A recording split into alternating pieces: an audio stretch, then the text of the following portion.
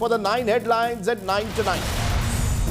More than 9,500 Congress delegates vote for a new party president, the first election the party's had in more than 20 years. Mallikarjun Kharge remains odds-on favourite against Shashi Tharoor. Result out on Wednesday to decide a non-Gandhi as Congress president.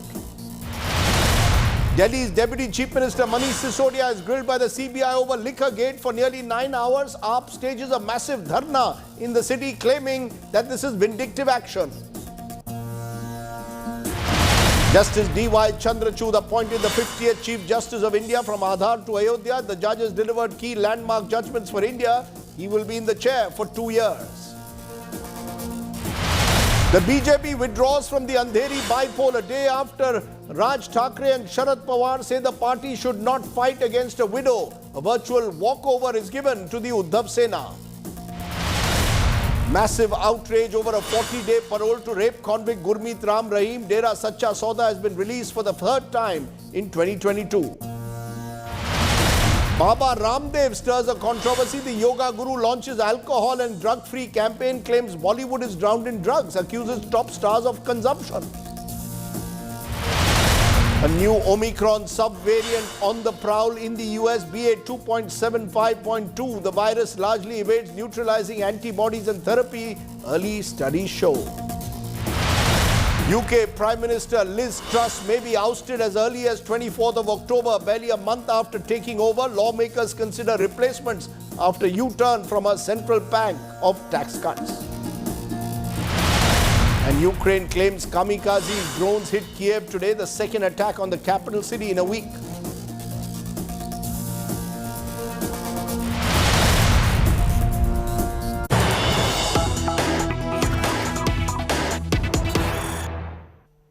Lots of breaking news coming in late this evening. The first big story that's coming in: Delhi's Deputy Chief Minister, Aam Aadmi Party leader Manish Sisodia has been grilled for more than 9 hours by the CBI in the Delhi excise liquor scam. The CBI examined Manish Sisodia on what they claim were several aspects of the case, where they accuse Sisodia and the Aam Aadmi Party of taking a cut and taking commissions on liquor vends that were granted. Sources telling India Today that CBI sources claiming that Manish Sisodia's answers are no new summons will be issued, but he could be called back again. Several questions still to be asked according to the CBI, but important aspects of that case were covered today. Now joining me now is Munish Pandey to understand what exactly was the CBI's line of questioning. Munish, what is the supposed role of Manish Sisodia in this case? Give our viewers a sense of what is the CBI looking for, because the Aam Aadmi Party says this is a wild goose chase by the CBI.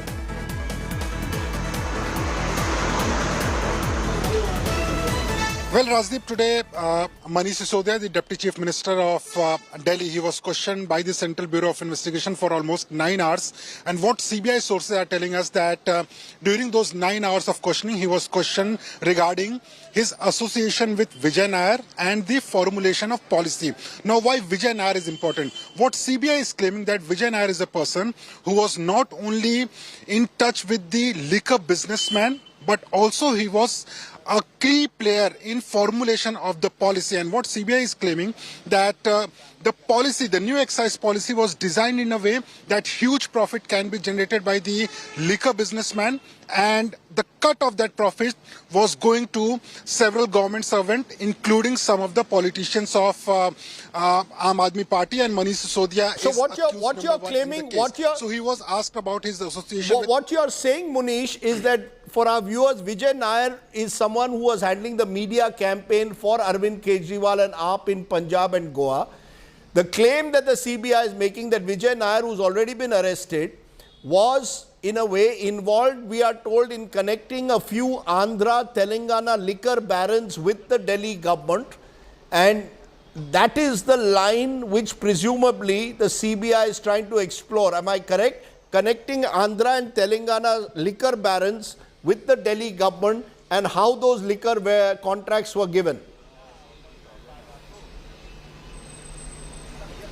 Absolutely, Rajdeep. And as far as Vijay Nair is concerned, how the chain is being connected. Now, what CBI has alleged that Vijay Nair is a person who is a close associate of Manish Sisodia. Now, who was Vijay Nair in connection with? They have arrested another accused, Abhishek Boinpalli. Abhishek Boinpalli is a person who is related to one of the top politician from Telangana. Abhishek Boinpalli was arrested. So the chain is connected from Manish Sisodia to Vijay Nair to Abhishek Boinpalli to another accused in the case, Arun Ramchandran Pillai, a liquor baron from Telangana, who was also questioned today when Manish Sisodia was being questioned in another room. So that's how the CBI is connecting the dots. Now, why Vijay Nair is important for CBI? What CBI is claiming, Vijay Nair was collecting commissions from the liquor businessman on behalf of Manish Sisodia. That is what they have mentioned in the FIR. Apart from that, Vijay Nair was holding meetings with the liquor businessman in Hyderabad, Mumbai and Delhi.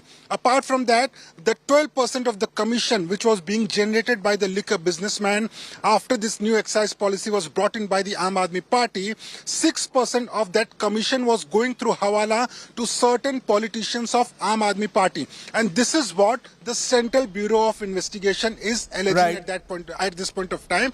And regarding this, Manish Sisodia was questioned today.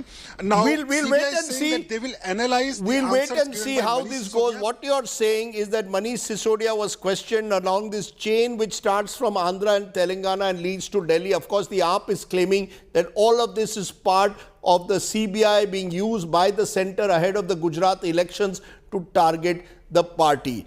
Now, talking of Gujarat, that's where my other breaking news is coming. Because the Gujarat government this evening has filed an affidavit in the contentious Bilkis Bano gang rape and murder case. The Gujarat government now has told the Supreme Court that the Ministry of Home Affairs at the centre cleared the release of Bilkis's convicts. The Gujarat government in its affidavit before the Supreme Court says that it does not believe that these PILs which have been filed should be entertained because they are by third parties who have nothing to do with the case. Joining me now is our legal head, Nalini Sharma, joins me.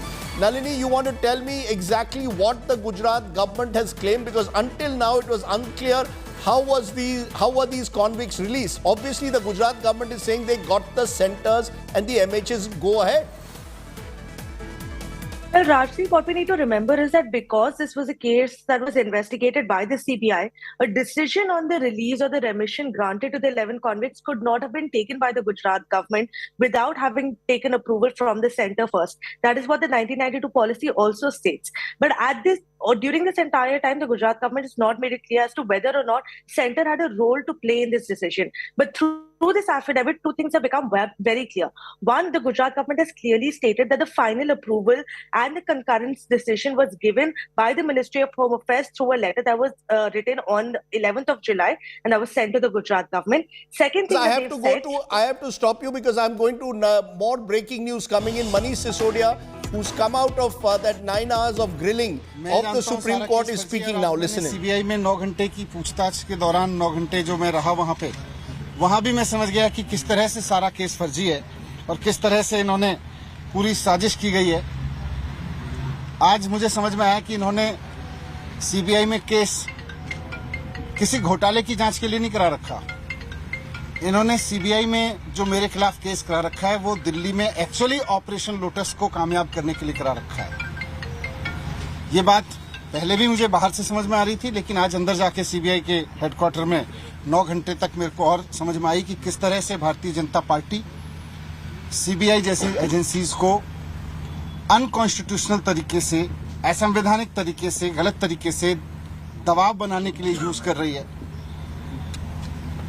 Excise पे बात हुई, लेकिन मुझे आश्चर्य हुआ कि वहां भी साइड में मुझ पे दबाव बनाया गया कि आप छोड़ दो, आप में क्यों हो। मैंने कहा क्यों? बोले ये केस आपके ऊपर ऐसे चलते रहेंगे, नहीं तो। मैंने कहा इस केस में तो है नहीं, ये तो खत्म हो जाएंगे। तो मुझे कहा गया कि साइड में कि सत्येंद्र जैन के पास कौन से केस हैं, सत्येंद्र जैन के ऊपर कौन से सच्चे केस हैं, वो भी चल रहे हैं। 6 महीने वो जेल रह सकते हैं तो 6 महीने आप भी रह सकते हो। तो मैंने कहा बीजेपी तो बहुत गंदी पार्टी है, मैं उसके लिए आप थोड़ी छोड़ सकता हूँ। तो मुझे कहा गया कि नहीं देखो ये केस तो ऐसे चलते रहेंगे, दूसरा फायदा आपको वो लोग मुख्यमंत्री भी बनाएंगे फिर। तो मैंने कहा ये मुख्यमंत्री बनने के लिए थोड़ी आया हूं, मैं तो शिक्षा के लिए आया हूं। राजनीति में हम आना नहीं चाह रहे थे, हम तो शिक्षा के लिए आए हैं, ईमानदारी से काम करने के लिए आए हैं। फिर मैंने साफ साफ बोल दिया कि भैया मुझको तो खुशी मिलती है जब दिल्ली के रिक्शे वाले का बच्चा इंजीनियर बनता है, तो उसमें जो खुशी मिलती है मुझे सीएम बन के खुशी नहीं मिलती, सीएम बनने के बारे में सोच के खुशी नहीं मिलती। एक दिल्ली की मेड की बच्ची जब डॉक्टर बनती है तो मुझे खुशी मिलती है। मेरा जीवन शिक्षा को समर्पित है। मैं इस तरह के ऑपरेशन लोटस के किसी दबाव में नहीं आने वाला। इनको जो करना है करें, पूरा केस फर्जी है, कहीं दूर से दूर तक कोई सच्चाई नहीं है उसमें, कोई 1 करोड़ का 1 रुपए का कहीं कोई घोटाला नहीं हुआ। ये बीजेपी वाले कहते रहे और दबाव बनाते रहे 10,000 करोड़ का घोटाला हुआ है, कोई घोटाला नहीं हुआ। आज मुझे वहां से भी समझ में आ गया है। Is Manish Sisodia claiming that he's been made a victim of the so-called Operation Lotus, he claims, of the BJP, and the CBI was saying that if he switched and joined the BJP, the cases against him would be dropped. Manish Sisodia claiming fake case and that he's being pressured to join the BJP as part of an Operation Lotus. So we heard both sides. Our CBI correspondent Munish Pandey saying that the CBI claims there are links between the Andhra liquor lobby and the Delhi government. Manish Sisodia claiming it's a fake case against him. Let's move on, because that's not the only big political story today. The other big story is coming from the Congress party, because the Congress party today appears to have finally got its election on track. It held elections to get what will be the first non-Gandhi president after a gap of 24 years. Both the contenders, Mallikarjun Kharge and Shashi Tharoor, exuding confidence. But all eyes will be on Mr. Kharge, who seems to be the unofficial official candidate of the Congress leadership. The results of the elections will be announced on Wednesday. Take a look at what happened.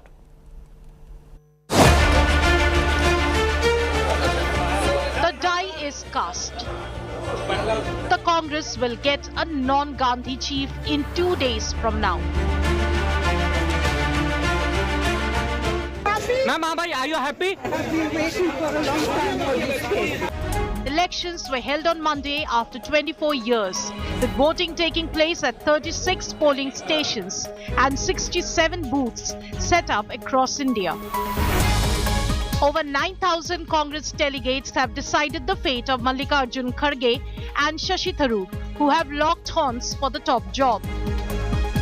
While Mallikarjun Kharge cast his vote at the Congress office in Bengaluru, Tharoor cast his vote at the Congress office in Thiruvananthapuram in Kerala. Ahead of the voting, Tharoor visited a Ganpati temple and offered special prayers. The two candidates exuded confidence and wished each other luck, emphasizing that they remain friends regardless of the result. Today I called Mr. Kharge and I wished him well, and I said that, whatever has happened, we remain colleagues and friends. He's a respected elder of mine, and I look forward to working with him after this is over. And he said the same to you, he said, and I'm very grateful. We are not enemies, we are friends, and we are fighting in one house. This is a united house, and where we are fighting election as per our constitution. Outgoing party chief Sonia Gandhi and daughter Priyanka Gandhi Vadra cast their votes in Delhi along with other senior party leaders. Rahul Gandhi, who is leading the Bharat Joro Yatra, voted at a campsite in Karnataka's Bellary. The BJP has trashed the Congress presidential polls, calling it a sham. Internal elections, internal democracy and Congress party are not compatible, and whatever is going on for the last few days is a fake fixed match. Just like a WWF match is fixed, this is also a fixed match, and it was not a genuine election. The ballots from across the country will reach Delhi on Tuesday, and the results will be declared on Wednesday. 24 long years later, Congress has finally decided to hold internal elections to democratically elect the new face, a non-Gandhi face, to lead the party. Shashi Tharoor versus Kharge, both senior leaders. Kharge, the more senior legislative acumen, a Gandhi loyalist, gives him an edge over Shashi Tharoor, who calls himself as a leader of change. Whoever wins, the question here is, will this process of internal election finally bring in the real winds of change for the grand old party? With camera person Shivu, this is Nabila Jamal for India Today, Bengaluru. And the Congress party is fighting its elections. The country is fighting an economic slowdown, because amidst the talks of slowdown and a global recession, the International Monetary Fund, remember last week, praised India for its economic growth and structural reforms. In fact, the IMF praise comes at a time when growth forecasts are being cut. The rupee has weakened against the dollar. The question is the Indian economy now slowing down, or is the Indian economy actually far better off in comparison to other emerging markets? What really is the situation? That's what we're going to ask special guests in a moment, but take a look at just why this story is so important. India, a fast-growing economy. India, a bright spot. India will leave a mark on the world. The Middle East. This is how the International Monetary Fund heaped praise on India, even as the world stares at the threat of recession. In many countries, India deserves to be called a bright spot on this otherwise darker horizon because it has been a fast-growing economy even during these difficult times. But most importantly, this growth is underpinned by structural reforms. Hailing India's digital economy, IMF's managing director gave huge credit of country's success to digitization. This is not the first time the IMF has lauded India's initiatives. On October 13, IMF commended India's direct cash transfer scheme and described it as a logistical marvel, considering the sheer size of the country. IMF's praise comes at a time when the rupee is hitting new lows against the dollar almost every single day. Rupee, which had recovered historic lows hit a week ago, depreciated by 11 paise to close at 82.30 against the US dollar on Monday. Finance Minister Nirmala Sitharaman says the rupee is faring better against other currencies and there is nothing to worry. If I look at the case of India, it is actually quite impressive. In fact, just because of the sheer size of the country, it's a logistical marvel how these programs that seek to help people who are at low income levels, there's a lot of technological innovation. In the case of India, one thing that is striking is the use of the unique identification system, the Aadhaar. While IMF has hailed India's economic achievements, it had sharply cut growth forecast for 2022 to 2023 to 6.8% as compared to 7.4% estimated earlier in July. Bureau Report, India Today. So why is the IMF praising India at the moment? Joining me now is Anne-Marie Giedvold. She is the Deputy Director of Asia and Pacific Department at IMF. Ma'am, when the IMF Director General suggested last week India the bright light in a dark horizon as the world heads towards a possible recession, why do you believe? Why is the IMF saying what about India stands out for you? Because there is a slowdown that's taking place in the Indian economy as well. Thank you for this question. India is indeed growing still very fast. We forecast 6.8% growth this year and 6.1% of growth next year. So it is growing much faster than other emerging market and developing countries. This said, India's growth has been downgraded from what we had in April of this year, when we still forecast 7.4% of growth. So this, so we see India still as one of the growth drivers of the region, but India is also subject to headwinds like other countries in the region. Maybe not quite as much so, given India's very big domestic market, and given that India has already taken some very important policy steps with fiscal budget that is appropriately focused on capital expenditures and some monetary tightening. So let me summarize that India is doing relatively better than other emerging markets and developing countries, and that's why we see it as a bright spot at the horizon right now. So India doing much better than other emerging market economies, as you're saying, but the fact is, ma'am, that you have already trimmed India's growth by about 60 basis points from your July projections, from 7.4% now to 6.8%, the steepest cut for any major economy barring the US. Are you saying that therefore it's only the relative aspect of the Indian economy that gives you hope that India at the moment shines out compared to others, because you are cutting India's growth rate as well?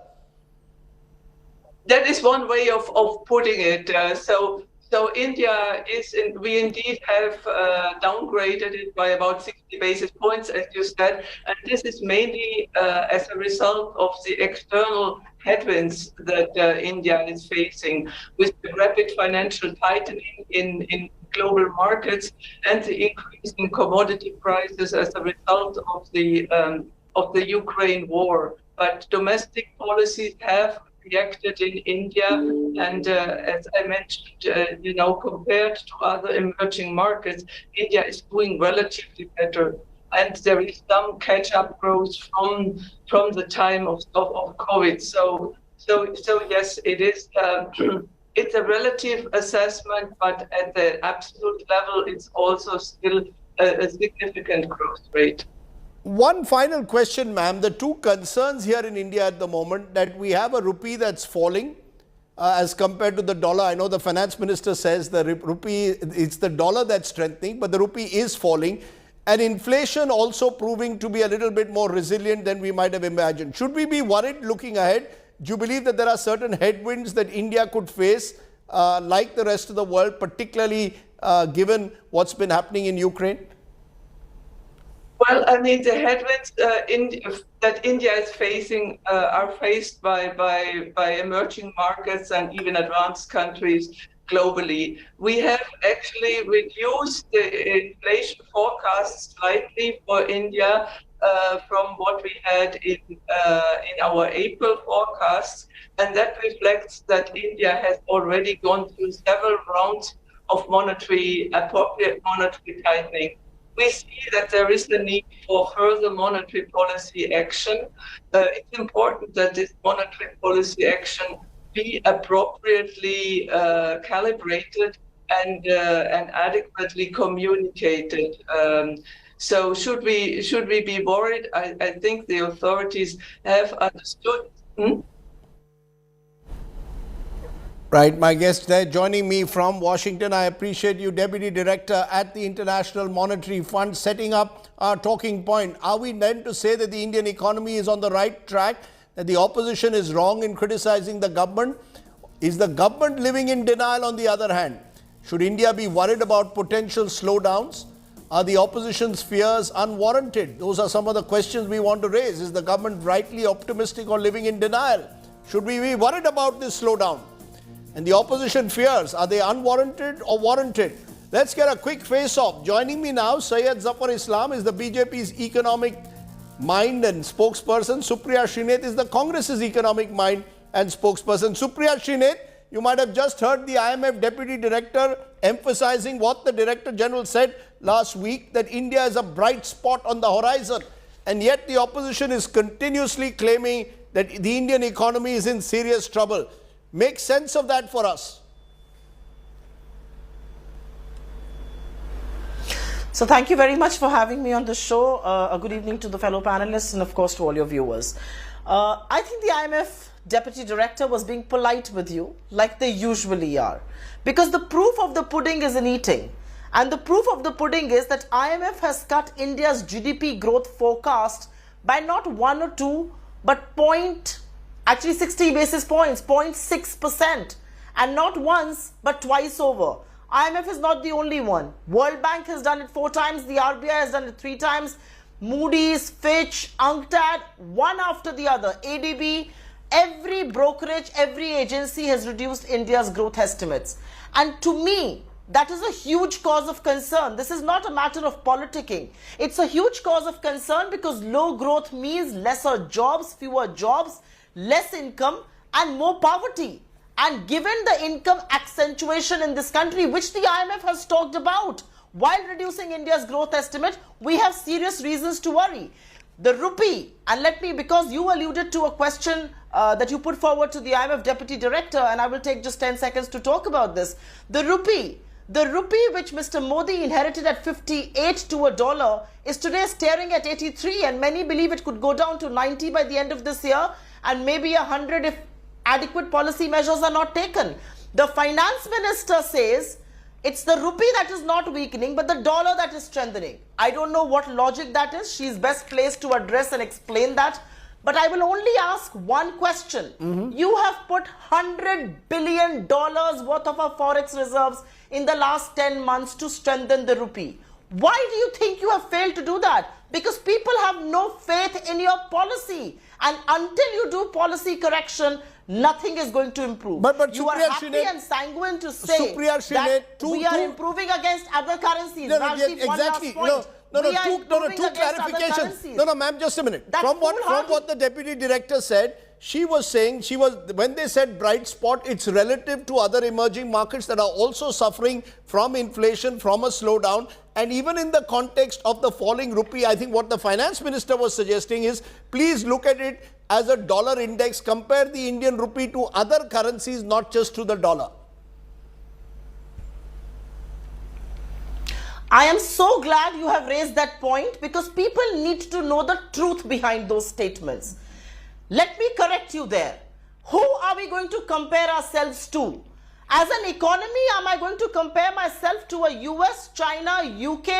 Or am I going to compare myself to Bangladesh and Sri Lanka and be happy with it? That's the first clarification that's important, because if we are going to compare ourselves to China and US, it is important to point out the truth. We are a $3 trillion economy.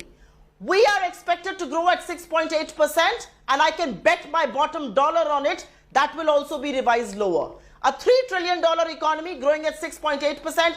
China is an $18 trillion economy, expected to grow at 4.4%, and US a $21 trillion GDP, expected to grow at over 1%.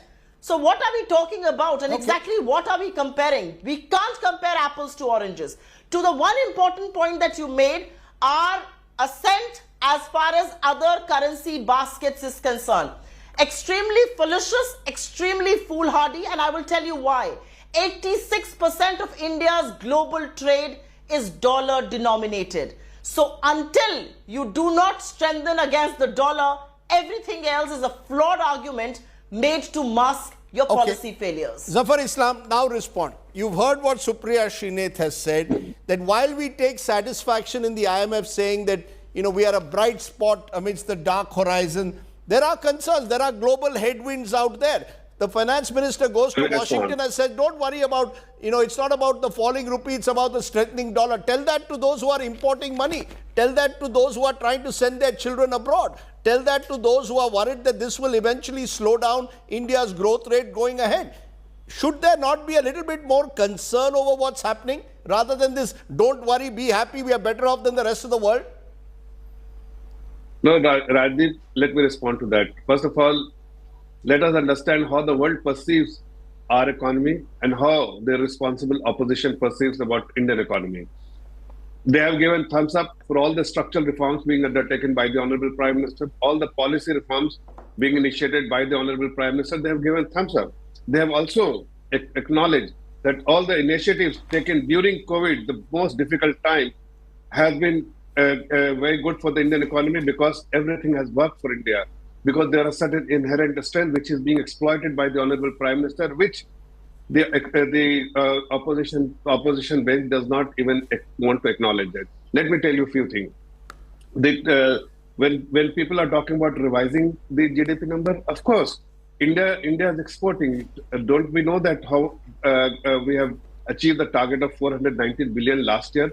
And there is a global headwind, obviously, that partly export whatever projection we had, which will suffer, and that will eventually, because part of the GDP is based on the export we do, export numbers. So obviously it will impact the GDP number, and it will be revised. But it has to be seen not in isolation, but it is an integrated economy.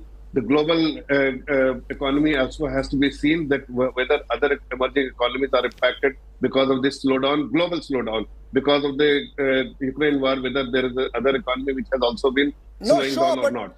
Should there be less complacency? I think the point that many are making, objective observers, forget political parties, even objective economists are now saying, we need to be a little bit more concerned, a little bit more belt tightening, instead of constantly saying, we are doing much better than the rest of the world at the moment, and therefore we will be insulated. That seems to be a line that could get us down the line into a bit of trouble. We need to get our act together. Actually, Rajdeep, you should do a back testing from 2020 till now. How the other countries have taken decision, how Indian government has taken decision to counter the Ukraine crisis as well as Corona. We have initiated Atmanirbhar packages, non-Atmanirbhar packages. We would never unnecessarily supplied money and given money to everyone, because it would have created inflation. Today we are in a much better spot than any other country. See how the Western world is struggling, how US is struggling, how UK is struggling, but India, everybody is talking nice thing about India because the policy decision taken by the Honorable Prime Minister. Second thing, which is very important, we are not, if you say that we are not concerned, that government is concerned, because as I said, it's an integrated economy. And we are not thinking in isolation. When the world is suffering, India will also be impacted. But you have to counter with the policy measure which is being done by the Honorable Prime Minister. Okay, I take your point. I take your point. Last 10 seconds. Yes. Last 10 seconds. When you're talking about rupee depreciating against dollar only. See, 5 years ago, again I'm requesting you do a back testing. Euro dollar today is 0.98. What it was, it used to be 1.4. Today, all the other currencies, you see the dollar versus GBP. Again, it is dollar which has strengthened. If India has strengthened against all the other currencies, including euro, including GBP, including major other currencies, except US currencies, because dollar is appreciating against all the other countries, you made that point, Mr. Zafar Islam, you made that point earlier as well, but Supriya Srinath respond therefore. There is the fact that there is an element of macroeconomic stability at the moment in the country. The big numbers are better off, whether it's on inflation, particularly on inflation, growth rates compared to other countries that were similar positioned post-COVID, post-Ukraine. Are we going to give credit to the government for that at all? Or are we simply going to say we're going to oppose everything this government does? Rajdeep, you know better than that, and you can do better than that. Give me one macroeconomic parameter where the fundamentals are strong. Our growth is faltering. We are going to end this year yet again at under 6%. Our inflation is high, and please do not be misled by what the BJP tells you. The Indian Parliament has mandated inflation between 2 to 6%. We are successively, quarter after quarter, month after month, breaching it beyond 7%. What is the real rate of growth? That is what growth minus inflation is. You see the figures, it will tell you a story, which is why inflation is hurting the common man a lot more. Which other figure is good? Please tell me. CAD, we are staring at levels of 3.4%. Do they even realize what that means? I'm not even touching fiscal deficit right now. I'm not even touching the currency. And so much for currency, we would have benefited had our exports been strong. July, August, September, our exports have actually shrunk, and our imports have gone up so much that our trade deficit in the last few months has doubled over the same period on a year-on-year basis. Okay, I also want to point out one very important thing here. Yes.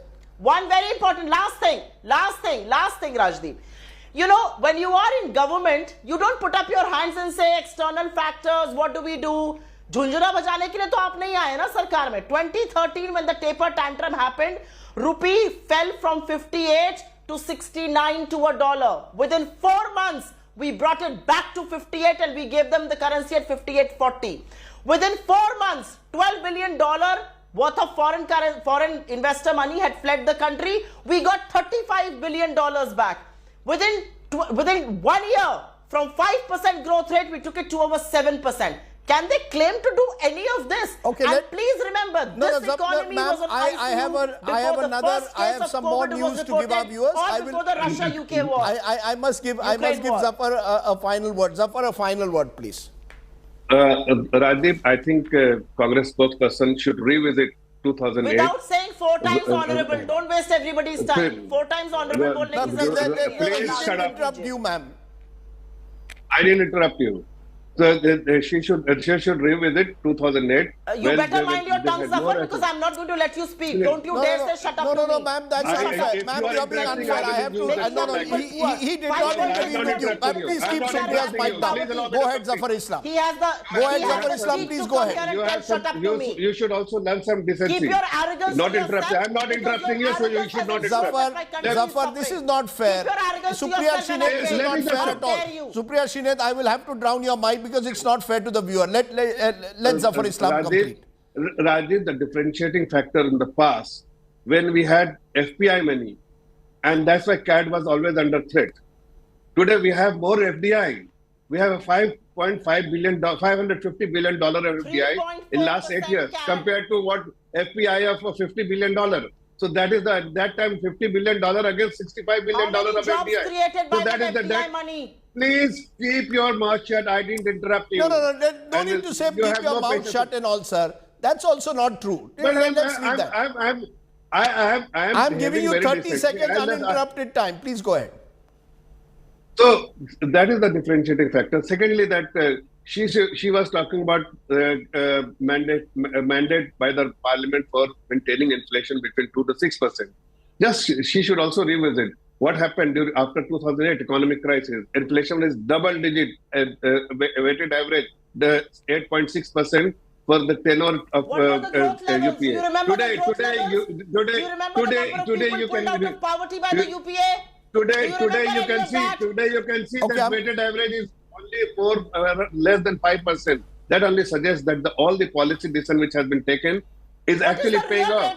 And all the high frequency data, you have to see the high frequency. I am afraid we are reaching the stage where our viewers are not getting the benefit of two very fine spokespersons not allowing the other to speak. And when that happens, the viewer loses out. I think you've made both your central points. We can go back to some of them and we will continue to focus on them because we believe in the next 18 months, the economy is the biggest challenge. For all the noise taking place around us, that's where the real debate must take place in this country. I appreciate my two guests joining us and I apologize to our viewers that at the end it got so fractious. Let's turn very quickly to something else I want to touch on. Very quick update. Union Home Minister Amit Shah, remember, over the weekend launched Hindi books for medical students in Madhya Pradesh. Few other states now are also planning to follow the Madhya Pradesh pattern, leading to a fierce debate.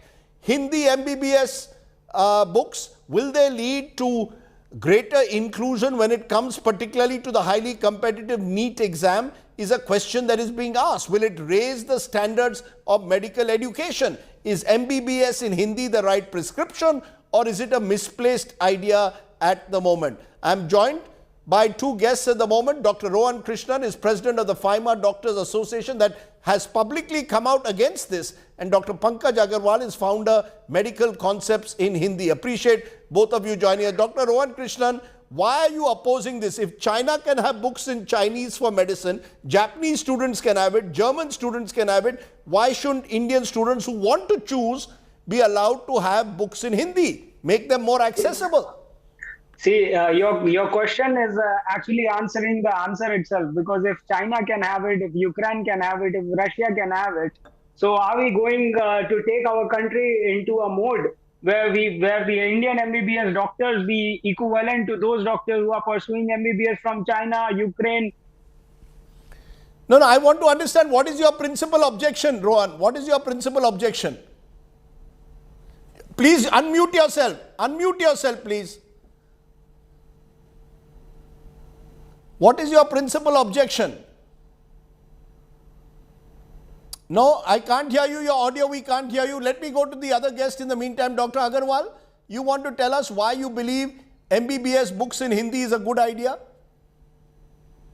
Are you asking me? Yes. Go ahead, Dr. Agarwal. Okay, thank you. Thanks for inviting me.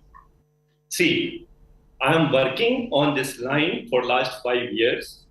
And what I am doing is I have designed a mobile application through which we are teaching our medical graduates and postgraduates for medical sciences. We are conducting online classes for King George's Medical University, Lucknow, for PG residents, and we are doing online sessions, and we have conducted more than 500 hours of education so far and touched around 50,000 delegates. We have conducted certificate courses with all prestigious bodies of India, our medical fraternity, Indian College of Obs and Gynae, Indian College of Physicians. Now, what's the benefit, sir? Before you tell me, yes, what is the benefit? What is the benefit you find? So what I am seeing nowadays, my attendees, they say that whatever is being taught in our mother tongue is easily understandable. We conducted a study which was published in your India Today magazine that out of all these doctors who responded to it, they said that 80% they found it easier to understand, and they said that they will like to go for education in Hindi. Now, so you're saying it was more easily accessible. Those students, many of them presumably from smaller towns, rural India, found it more easily accessible. Rohan Krishnan, now respond, Dr. Krishnan. One thing I want to make pretty clear. Let him now respond. Dr. Agarwal, 1 minute. Yes. When we talk about medical education in India, the doctors, the Indian graduates are being well respected throughout the world. And the one and sole reason of that is that medical education in India is not a joke. It is a very serious studies of 5.5 years, whereas in any other subjects, be it engineering, be it +2 level or any other graduation course, I respect all the courses, the passing percentage is not 50%, but in medical education, for any exam you give, be it a theory exam, an MCQ exam, and practical exam.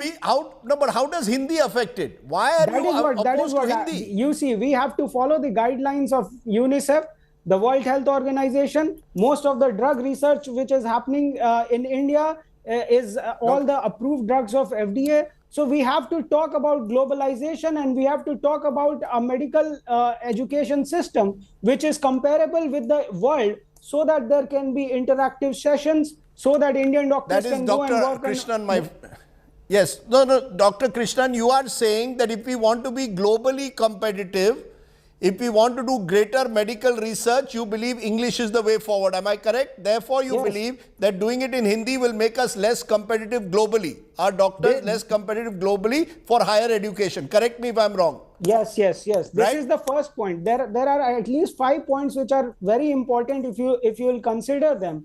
Suppose Indian NEET UG students. Suppose I was from Delhi and I took admission in Bangalore. What if they were teaching in Kannada there? What if a Bangalore students come and take admission in Madhya Pradesh, or Tamil Nadu students take admission in Madhya Pradesh?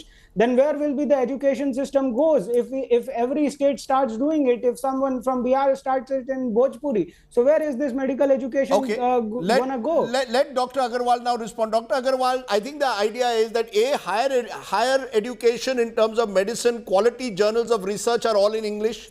Number two, across a country like India, you need a linked language, which English is at the moment, and it makes us more globally competitive. How do you respond? Okay, number one, are they asking that you should stop education in English? No, it's not compulsory, it's an option. It's an alternative way, system of education which has been given now to the persons who belong to Hindi-speaking belt. Now, let me present some figures. The first spoken language in India, Hindi 43% and English only 0.02%. The person who can speak English are only 10% and Hindi 57%. Now, if I come to medical education, number of MBBS seats is 91,000 plus. Now, 20,000, 23,000, 16,000, total more than 50,000 medical graduates are being studied. They are studying abroad in Ukraine, China, and Russia. They are learning these things in these languages, and you are not opposing anybody. So, what is the system is we don't question anything else other than Hindi. Okay. No, but look at the quality. No, 1 minute, Dr. Agarwal. The quality of books, most of these books are not even translated, they're transliterated. Yes. Most of these books are using English words. You know, I've just seen the last paragraph of one of the books, it's full of English words. So you're actually saying you're doing it in Hindi, you've done it in a hurry. But the fact is they're all in English. The words are all in English at the moment. See, you can't change and you should not change the medical terminology at once. So if I am saying this, the language, suppose the name of a nerve is recurrent laryngeal nerve, and you are asking that, okay, you change the name. Why? Why the name should be changed? Sir, I get your point. I've got the last chapter of one of the books. Lung ka pulmonous respiration के principal organs, lungs, right and left, thoracic cavity में, pleural sac में, enclosed hai. I'm just saying that using these words is not. Should we take some more time before we do this? We've tried to do it overnight. Should it be done? I agree it should be done. But can it be done overnight? Which I have written in Hindi. Will you like to study? Go for the MCH app and read in that. And believe me, my 50,000 doctors who are following me, they are saying that it is easier to understand. They can stay there for 2 hours continuously without hitting their brain. Right. You know, that's a good point which Dr. Krishna, at the end of the day, there will be those who will say English at the end of the day is spoken by fewer people who want to compete for the exams. Why not? You know, we are a country which needs to include more people. Why should I be deprived of NEET? Because I went to a vernacular medium or a Hindi medium school and I now want to learn whether it's in Hindi, Tamil, Telugu. I want to do NEET exams in all languages. Yeah, first of all, the question arises here is that even after 75 years of independence, in our basic school system, English is not taught properly. And rather than improving the system in your basic schooling till +2, you are actually deteriorating a very well-established and a sacrosanct system, which is very bad. Okay. Firstly, I would like to tell this. Secondly, the Indian government itself, the Indian Medical Commission, that is now the National Medical Commission, allows MBBS graduates from those countries, 5 countries who have got their graduation from English-speaking states. That is United States, UK, New Zealand, Australia. So if you come and do your MBBS from these 6 countries, you can actually come and practice in India without giving any examination. And even if an Indian citizen does an MBBS course from Ukraine, Russia, these people are not allowed to directly come and practice in India because obviously we have some kind of sense that their education is not proper. I think first we have to think about accommodating them. And with all due respect, we have always opposed so many people going abroad, and there is an excess of students. You know, the real issue at the end of the day is we need more MBBS graduates. We need many more doctors. We need exams that are conducted on time, and we need to give options. Those who may want to learn in Hindi may have to be allowed to give them that option, and maybe we can thereby create a more inclusive community of doctors. But it can't be done overnight. If you look at the quality of books at the moment, they clearly are not measuring up to the standards that will be required in the months ahead. This can't be a political fix. It's going to have to be quality education above all else. Let's leave it there. Interesting debate. I wish we had much more time on that battle over MBBS Hindi books. Let's take a break. When we return, a fatal accident after speeding BMW collides with a truck. That's not all. It's all caught on Facebook Live. More when we return.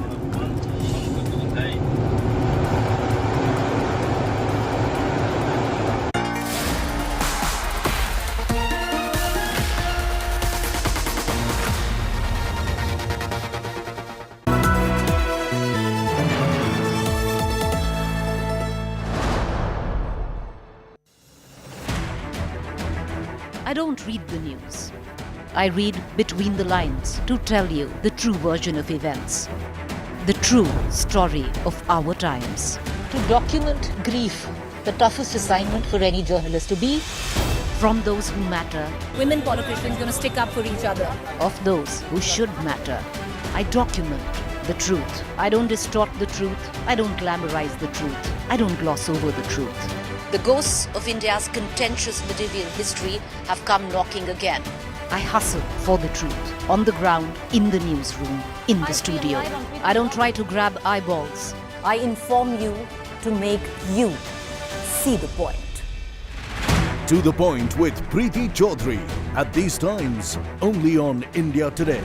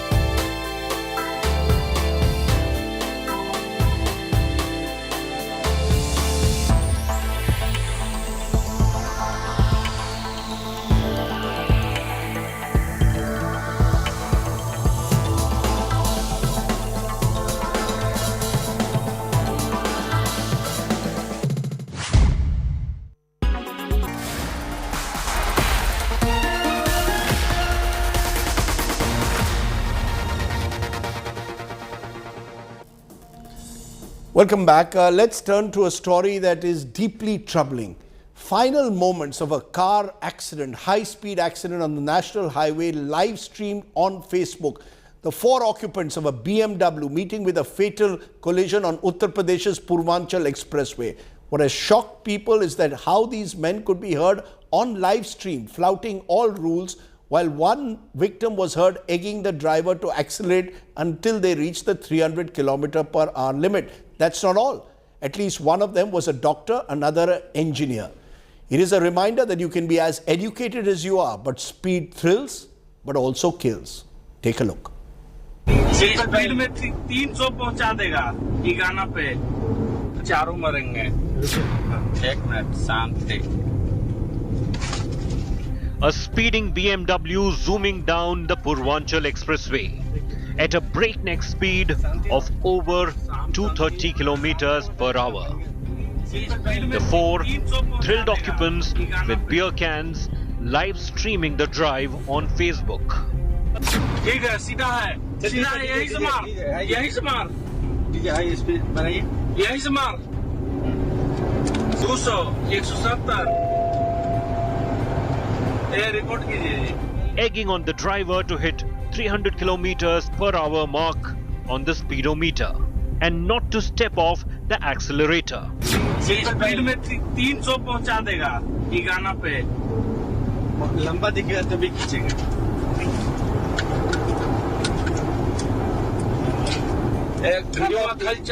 ठीक है सीधा है यही से मार high speed बनाइए यही से मार. One of them exclaims, "Charo marenge," predicting a deathly end for all of them due to overspeeding. चारों मरेंगे. एक minute Shanti. Moments later, the BMW rammed into a truck, killing all the 4 on spot. Such was the force of the high-speed collision that body parts of the victims were strewn on the highway. The car was left a mangled pile of iron. Blood-soaked interiors of the car and the highway narrating the horrors of the final drive. काफ़ी high speed accident लग रहा है और वो कोई इसमें survivor नहीं है। अब उनके पोस्टमार्टम और उसकी कार्रवाई के लिए डॉक्टर को निर्देशित कर दिया गया और उनकी परिजनों से संपर्क किया गया है ताकि उनको आने कोई असुविधा ना हो। इसके लिए संबंधित अधिकारियों को निर्देश दिया गया है कि उनके साथ कोऑर्डिनेट करके आगे कार्रवाई करें। इसी की वजह डाइवर्जन किया गया है और इसी की वजह से ये सब हुआ है। एक्सीडेंट जहाँ आज हुआ है इसी की वजह से हुआ। अरे इसको सही कर किया जाए और क्या है, उसको जो है 15 दिन हो गया है, 4 लोग मर गए हैं, इसमें सर कट गया है, डाइवर्जन किया गया गाड़ी का। The haunting bravado of the four as they zoomed into the split-second death. The blood-curdling final moments leave a chilling reminder. Speed thrills, but definitely kills. सीधा है, यही से मार, यही से मार। Bureau Report, India Today. Just don't ever do that. Our image tonight comes from the United Kingdom, where extreme activists are protesting for a plant-based future. They've thrown tomato soup at a Vincent van Gogh painting. They've now been seen dumping milk in stores. Their protests are part of an image of the day. Think about it, at a time when parts of the world are suffering from hunger and other other concerns. Here are activists throwing milk on the floor. That's our image of the day. You stay well, stay safe. Don't do that ever. Good night, Shubh Ratri, Jai Hind, Namaskar.